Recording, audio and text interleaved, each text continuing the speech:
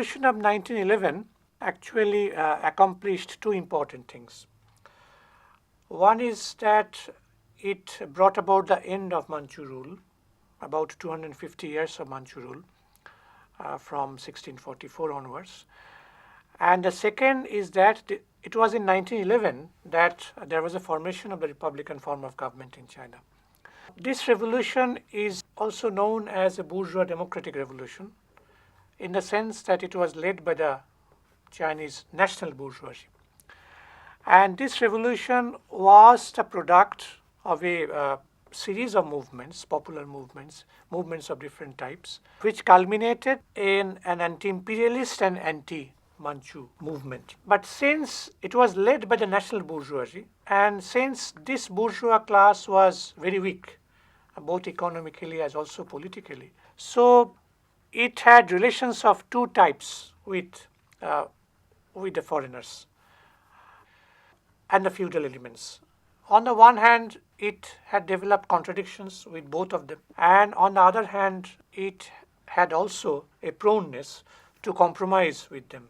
It was because of these diametrically opposite standpoints that the revolution ultimately proved to be a failure, and it remained an incomplete revolution.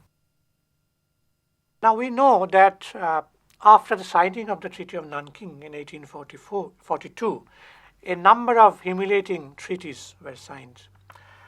And it was these humiliating treaties which foreign powers forced the Chinese government to sign. All these transformed China from a feudal country into a feudal and semi-colonial country.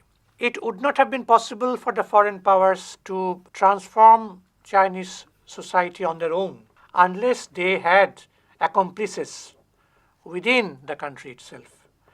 And they had willing accomplices in the Manchu ruling clique, among the feudal elements, among the militarists, among the bourgeoisie, comparative bourgeoisie, which was developing at that time because of the industrialization, because of the coming of industrial capitalism in China, which of course was a transplantation from the Western countries. Chinese industrial capitalism was not the product of the indigenous evolution of Chinese society. Now, as a result of this, China was actually split up into different spheres of influence.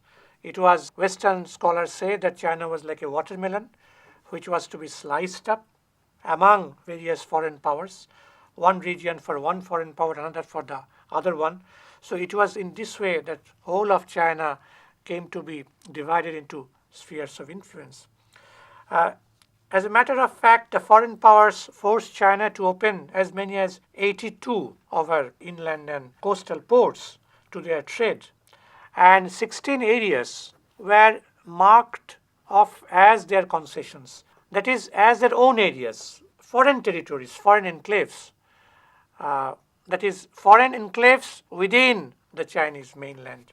They invested in China, invested in various industrial undertakings, etc. And the total amount mounted to something like 200 million silver dollars, 200 million Spanish silver dollars, Carolas, that was the name. They also gained access to 80 to 90% of China's heavy industry.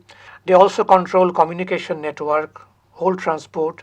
They also extracted from different treaties some concessions which enabled them to exercise control over the customs, over the inland tariff duties, etc.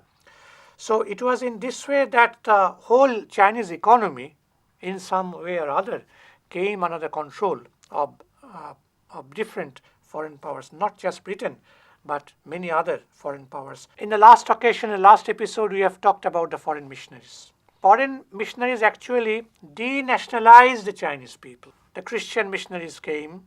There were innumerable cases of the kidnapping of Chinese children, and they were forced into Christianity. They were forced to adopt Christianity.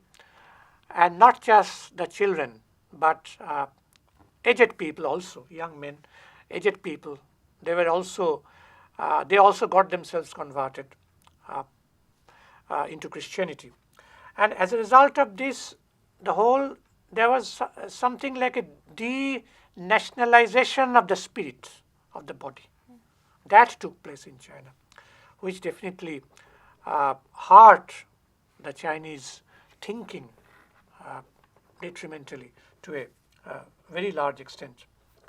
And it was all these factors which exacerbated the social contradictions within China and led to a series of movements, peasant rebellions, popular outbursts of one type or another, which ultimately put an end to Manchu rule, and a republican form of government was set up. The revolution of 1911 can be divided into three stages. First stage, 1894 to 1904. Second stage, 1905 to 1908. Third stage, 1909 to 1911. Throughout these three stages, different social forces played their role. The new gentry, Western educated intellectuals, reformists, the later Ching reforms, constitutionalists, secret societies, toiling people, overseas Chinese students, and above all, the revolutionaries who assembled under the leadership of Sun Yat-sen. The 1890s were a period where reformist ideology had been gaining ground,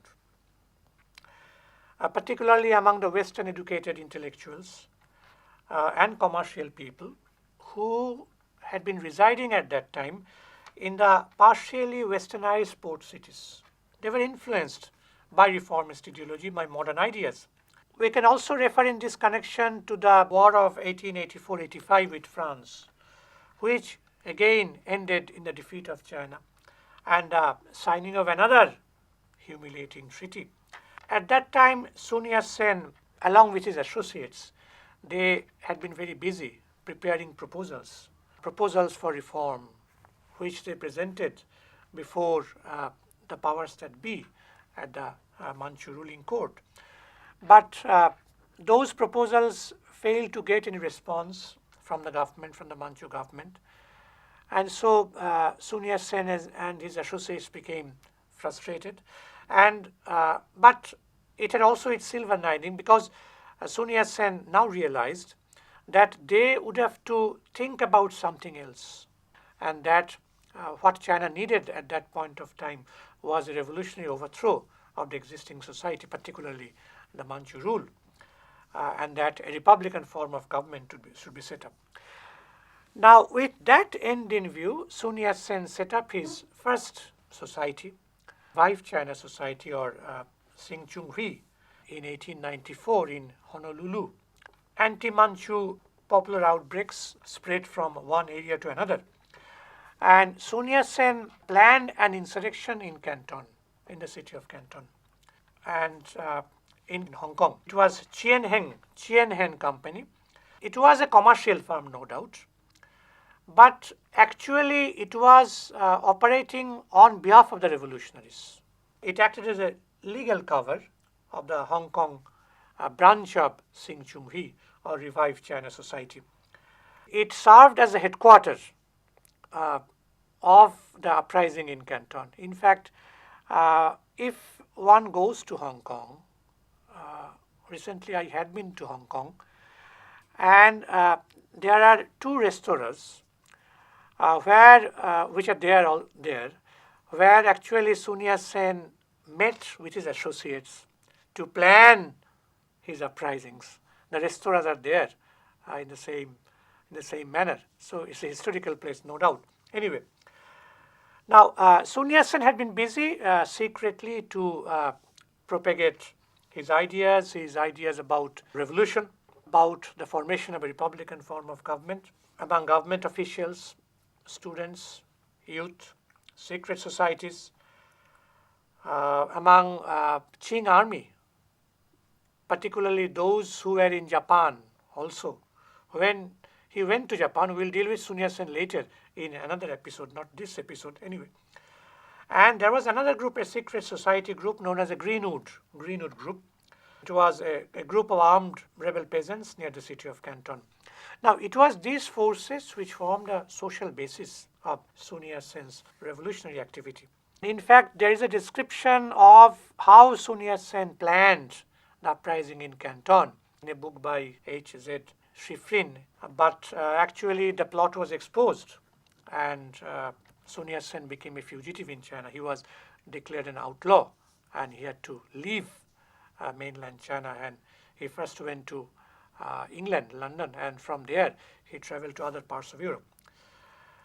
Now, in the meantime, a war with Japan took place, 1894-95, and it ended in the signing of the Treaty of Shimonoseki.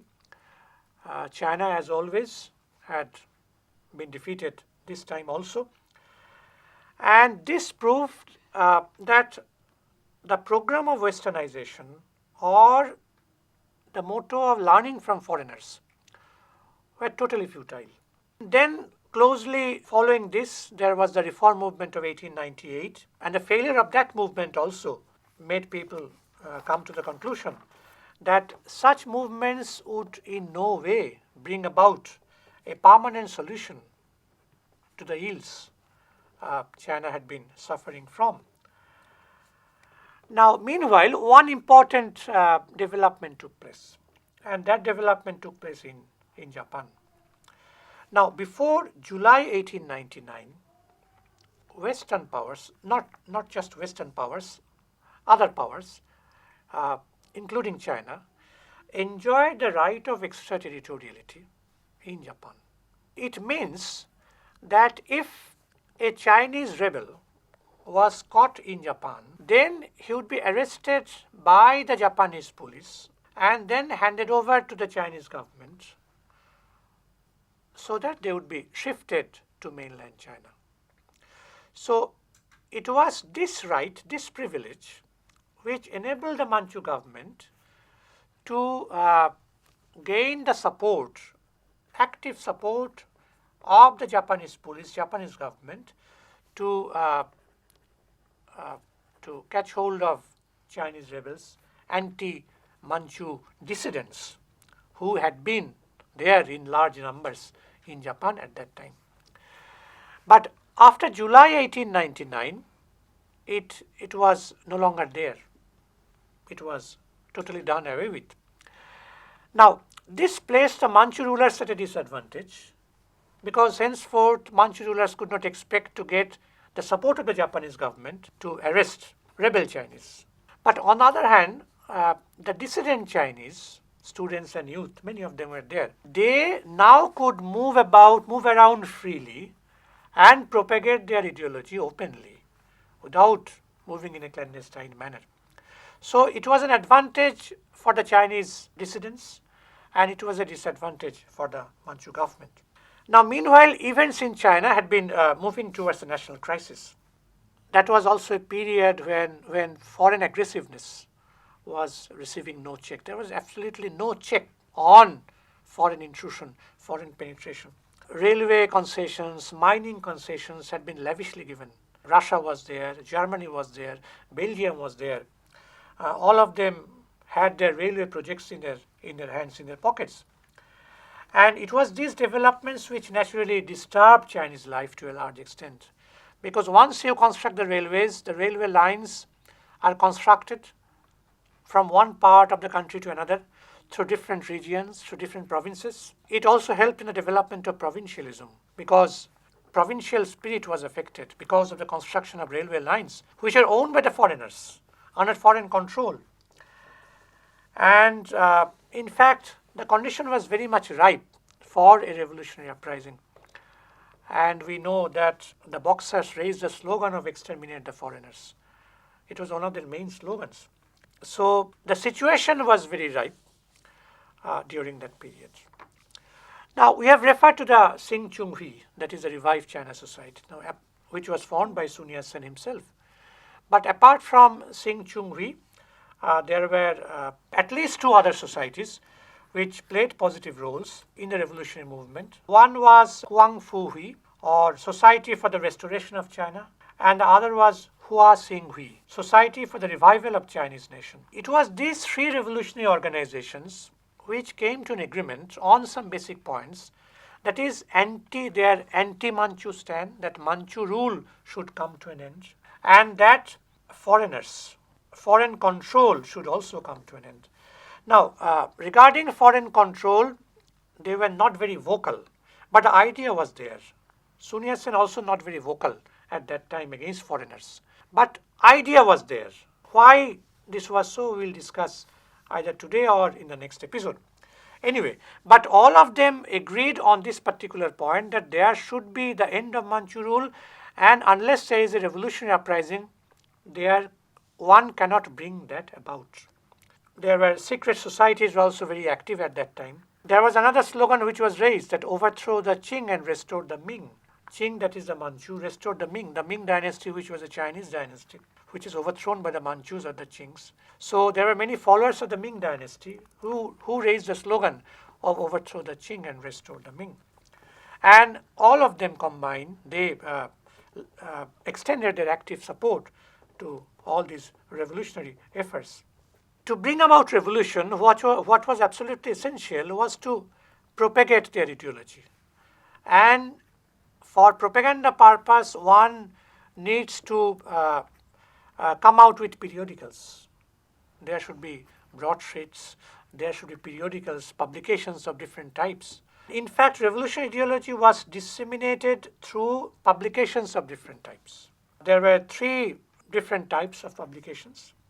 One was the reprinting of books exposing the torture committed by the Qing nobility ever since they captured political power in 1644 by overthrowing the Ming. The second was the publication of essays and books written by bourgeois revolutionary intellectuals to expose the corrupt practices of the Manchus, their subservience to the foreign powers, and their selling out of the country to the foreign powers. Because unless they had willing accomplices among the Manchus, among the Manchu rulers, it would not have been possible for the foreign powers to plunder the wealth of China.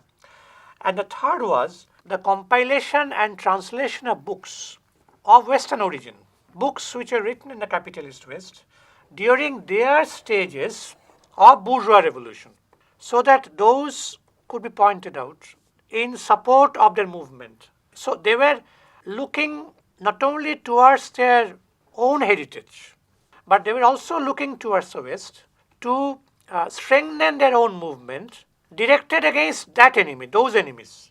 Enemies against materials coming from the capitalist West. Those same materials were to be used against that capitalist West. So these were the publications of 3 different types. Now, there were some intellectuals who could make the deepest impression on the public mind through their writings. And one of them, of course, was Chen Tianhua. Chen Tianhua. Second is Shou Jung, and the third was Chiang Tai-yen. Now, Chen Tianhua, he wrote 2 important pamphlets. One is the Alarm Bell and the other is the Awakening. In those writings, he hailed the greatness of the Chinese nation. He also assailed the villainy, the treachery, the betrayal committed by the Qing rulers against the Chinese people. His demands included the expulsion of the foreign invaders and the destruction of the native traitors and the collaborators who served them, and also to serve revolutionary aims. He also talked about the revision of the old treaties, all old treaties, unequal treaties, humiliating treaties, which China was forced to sign, and the recovery of the all lost sovereign rights. So it was very much revolutionary, there is no doubt about it, both anti-Manchu and anti-foreign, no doubt about it. The second crusader was Shou Jung. He wrote a pamphlet entitled The Revolutionary Army. He also expressed more or less the same ideas in bold, simple words, and his ideas comprised of the overthrow of the Manchu state, struggle against foreign aggression, equality for the people, and the establishment of a republican form of government.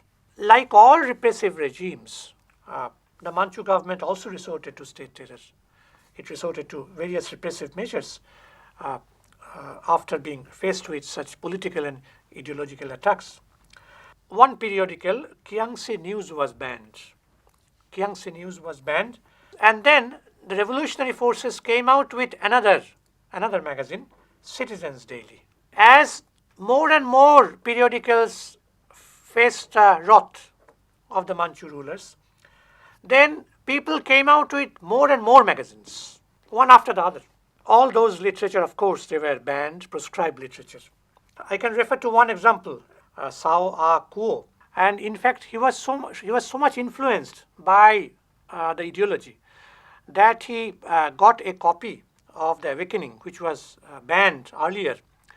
And whenever he went, he made public speeches championing revolutionary movements. He was arrested and executed by the Manchu rulers. But despite these repressive measures, the people of China refused to be cowed down, refused to be browbeaten. Whenever books were not available, periodicals were not available in the countryside, they went to Shanghai, they went to the cities, and from there they procured the books. And they got copies and took them to their own villages to make propaganda. As a matter of fact, there is a statement by Mao where there is oppression, there is resistance. This statement was made by Mao Zedong in a later period when he was leading the Chinese Revolution. But when he made this statement, he had already summed up the experience, the past experience of China, of the Chinese people, the movements of the Chinese people. Repression was not the only method adopted by the Qing rulers. They also felt that some reforms had to be given in order to consolidate their position, because they realized that they were facing their end. Their rule would come to an end unless some reforms were initiated. And that ultimately led to the later Qing reforms of 1901 and 8. And these reforms were undertaken to protect their own regime from impending doom. Sir, my question is, you said the movement was a culmination of a series of movements from top and the bottom. So I want to ask that whether there were any contradictions between these movements from the top and movements from the bottom. Yes, movements which arose from the bottom had programs which were not exactly similar. There were some similarities, no doubt, but not exactly similar to the issues raised from the top. As for example, when common people, the peasants, artisans, they had been suffering from both from feudal oppression as also from imperialist penetration. So, and it was very difficult for them to make both ends meet. So they could identify their enemies better than those people at the top. So they were more vocal against both, because it was very clear. The role of the missionaries was clear. The Manchu rulers, feudal rulers, their role was very clear. So this anti-imperialist and anti-feudal aspect or anti-Manchu aspect, these two aspects were more or less clear among people who had been staying at the bottom. But people who had been demanding reforms, that is people from above who championed the reformist ideas, they were basically in favor of Western learning, modernization of the country along Western lines, etc., for the development of industries, etc. So their ideas were not exactly similar. So there was a contradiction between the two, between the one and the other. So my question to you is that what is the basic difference between the comprador bourgeoisie and the national bourgeoisie, if there's any difference at all? Comprador bourgeoisie is a bourgeoisie which shows proneness to compromise with imperialism, with foreign powers. It is pro-imperialist. Comprador bourgeoisie had its interest intertwined with the interest of the foreign bourgeoisie. It also acts as agents of foreigners. Yan Ping Hao, the Chinese historian, has described it as the bridge between the East and the West. And the national bourgeoisie is that section of the bourgeoisie which in one sense it is anti-imperialist, because it wants to adopt a policy of self-reliance. It wants to have a full-blooded capitalist development, but since it is very weak, it cannot develop. but it has the eagerness. As a matter of fact, it is in a dependent country, semi-colony or colony, that one can have bourgeoisie of these two types. You cannot have a competitor bourgeois in England. You can have a competitor bourgeois in India, because it was in independent countries, in colonies or semi-colonies, that where imperialist control is there in some way or other, it was in such a situation that you can have the bourgeoisie split up into two sections, the competitor and the national. The revolution of 1911 took place in the context of the penetration of the imperialist powers into China. Foreign penetration resulted in a deep socio-economic crisis and the surrender of the Manchu ruling government to the foreign powers. It was the outcome of a series of movements of different types against foreign control and Manchu exploitation